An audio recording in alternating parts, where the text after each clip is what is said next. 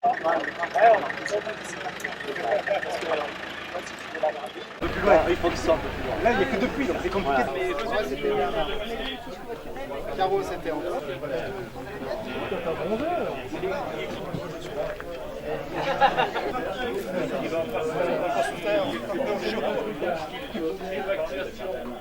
Donc Pascal Dubruy, je fais partie du SSF 01. Donc ma mission, c'est de distribuer le matériel pour l'équipement des puits. Donc le matériel, principalement, c'est les cordes. On a à peu près toutes dimensions, ça va de 80 mètres à 5 mètres. Des kits pour charrier le matériel et tout ce qui est équipement.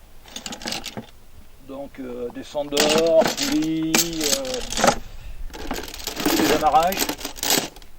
Après, bon, on a quelques équipements spécifiques, style téléphone pour sous terre. Et on a même des groupes électrogènes.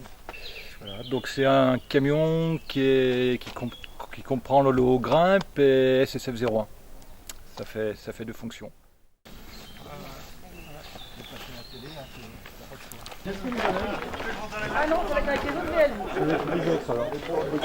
Je cherche la personne qui nous amène pour amener les images, donc au plus la recherche. Allons-y. Alors on est 4, 5, c'est bon? Oui, sur place. On est deux voitures, on partage. Alternative 87, Spéro sur place.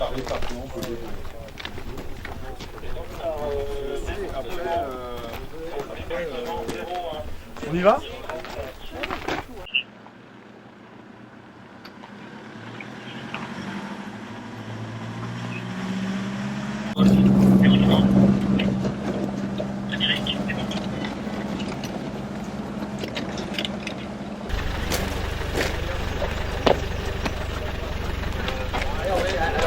Donc un petit peu plus loin, il y a le gouffre de la Conche. Donc c'est un réseau où il y a 4 entrées. Il y a la Rechanse, qui est appelée comme ça, qui est un petit peu plus haut, la Conche qui est en intermédiaire, et les entrées principales, une troisième qui est désobstruée en bas, et une entrée naturelle qui est dans les gorges des hôpitaux.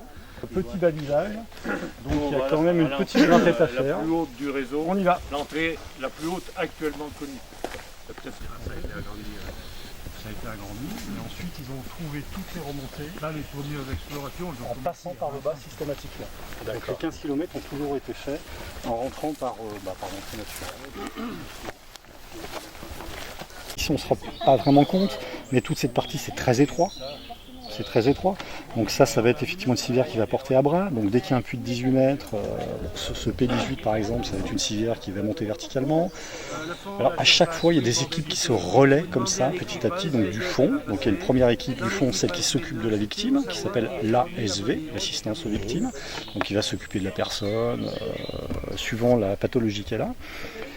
Il y aura une équipe avec elle qui va permettre, une fois que tout le trou est équipé, par moyen de communication avec ces petites boîtes jaunes qu'on a vues, donc le secours va être vraiment lancé, c'est-à-dire qu'on va commencer à remonter la civière. Donc là ça va être lancé, il y a différentes équipes qui vont se relayer afin de pouvoir permettre à la civière de passer différents obstacles. D'accord ? Et au fur et à mesure, donc après derrière, souvent les gens ont eu des équipes, et vu que ça fait très très longtemps qu'ils sont quand même dans le trou, parce que des fois ça dure 10-15 heures quand même, ce genre de truc, ils sont bien fatigués, donc là, dans ce trou-là, il y a possibilité de pouvoir partir et de sortir un petit peu plus en bas dans la montagne. Équipe numéro 9. Il y a beaucoup de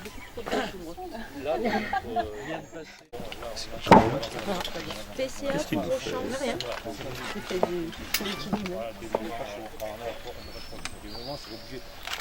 L'équipe numéro 9 vient de passer au point C en haut du P18. Terminé.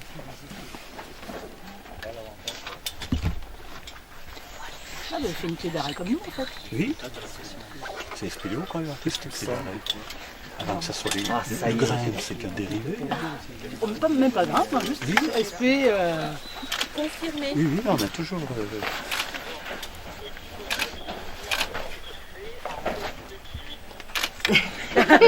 Attends, mais Julien, elle se retourne, elle fait un grand sourire, nickel. T'as compris ce qu'il te reste à faire?